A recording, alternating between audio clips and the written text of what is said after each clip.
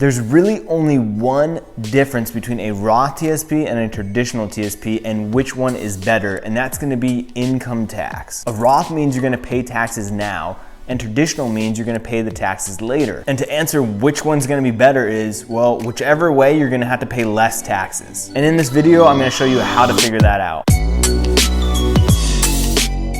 I'm Tim Wolf, welcome to my channel. If you wanna see more TSP videos, please go ahead and hit the subscribe button. And if you get any value out of this video, it helps a lot if you hit the like button. When it comes to the TSP, I get a lot of common questions. At the very end of the video, stick around and I'll answer some of those questions. So first things first, if the major difference between Roth and traditional is income tax, well, what changes income tax? Income. The more income you make, the more you're gonna pay in taxes. The less income you make, the less you're gonna pay in taxes. So traditionally you pay the taxes later. Roth, you're paying the taxes now. So are you gonna have less income later in retirement or right now? Whichever is gonna be less is where you should pay the taxes. If you're gonna retire making more money, in other words, retiring better off, then it would be more beneficial for you to do the Roth. But if you think your retirement income is gonna be less than what you're making right now, then hold off on paying taxes until you retire. That way, when you're making less income in retirement, you'll pay less taxes. That would be very common for someone who just wants to retire on like a small military pension or is just dependent on Social Security. You're probably not gonna be able to make up the same amount of income you're making now, so traditional would be better for you. A traditional TSP would also be better if you start investing really late. In other words, within about 15 years of retirement, typically that's when you see the breaking point of you should just do traditional. Or if you're only gonna invest less than 5% of your income, you're still gonna make a decent amount of money in your TSP, but probably not enough to generate more income than you make right now. Anyone who starts investing early and often is the best candidate for the Roth. If you're young and you're just starting your career out in federal employment or the military, the Roth is gonna be an awesome choice for you because you're gonna have so much money built up by compound interest within your TSP, you're probably gonna retire better off. It's important though to understand the difference between Roth and traditional and why they are the same and how they can be different. Really quick, here's the numbers for you guys. I know this is a little bit boring, but it's important that you actually understand it. So let's take Tom and Jerry for example. Tom is gonna invest in the traditional TSP and Jerry is gonna invest in the Roth TSP. Both Tom and Jerry make the same amount of money every year. They make $50,000 a year. Traditional Tom goes ahead and invests right away before taxes because he's gonna pay the taxes later.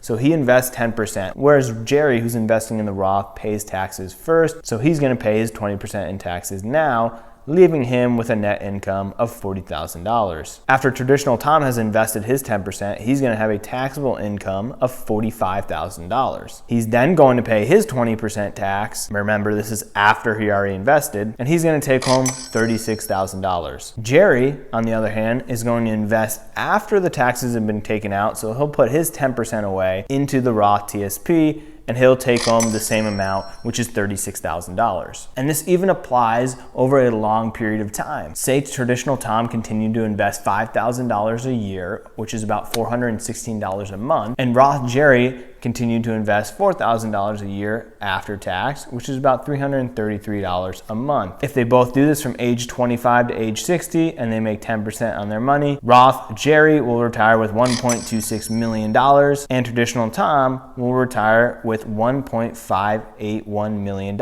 in his account. But he opted to pay taxes later. So during retirement, if he wants to withdraw that $1.5 million after tax, it's gonna be $1.26 million, the exact same amount as Roth Jerry. So now that we got the numbers out of the way, and if you don't understand that, that's fine. Just take away this. If your income tax remains the same, traditional TSP and Roth TSP are the same thing. But it's very rare that your income tax is gonna stay the same. So we need to play this game and make the decision of, well, is my income tax gonna be higher or lower during retirement? Like I mentioned earlier, I would use that 15-year buffer. If you're starting late within 15 years of retiring, so if you're gonna retire age 60 and you're already age 45 and you have done nothing to save for retirement, then it's probably better for you to just do the traditional. But if you're younger than that, you're investing early, and you're gonna do more than 5% of your salary, I recommend at least 15% of your salary into the TSP, then Roth is gonna be a phenomenal option for you because it's gonna save you tons of tax money. And a bonus reason why the Roth TSP is awesome is because when you retire or when you leave federal employment or get out of the military, you should always transfer your TSP into an individual retirement account, an IRA. Your traditional TSP goes into a traditional IRA, and your Roth TSP goes into a Roth IRA. It's simple, it's a free transfer. So once you've left with the Roth TSP and you transfer it to a Roth IRA is the most beneficial retirement account out there. It has special advantages that no other retirement account has, like no required minimum distributions. Every other retirement account requires that at age 72, you start taking distributions of around 4%, and it goes up to about 8%. With a Roth IRA, there are no required minimum distributions,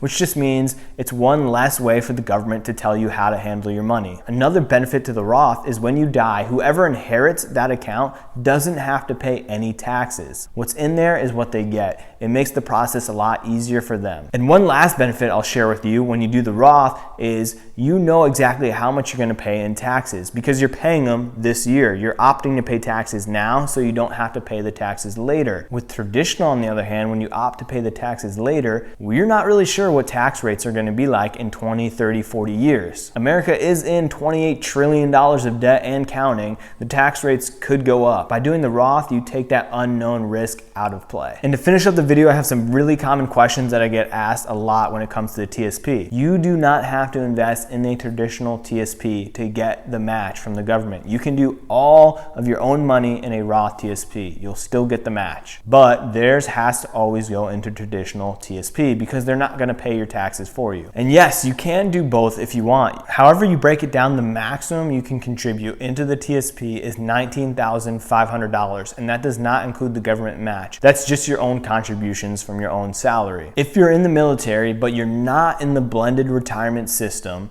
you can still do the TSP, Roth or traditional. You can do either, but you will not get the 5% government match. And if you guys have any more questions, please comment them down below. I'll be happy to answer them for you guys. Go ahead, subscribe if you're not so you don't miss any other videos about personal finance, TSP, and investing. And I'll see you guys again on Monday for next week's video. Thanks for watching.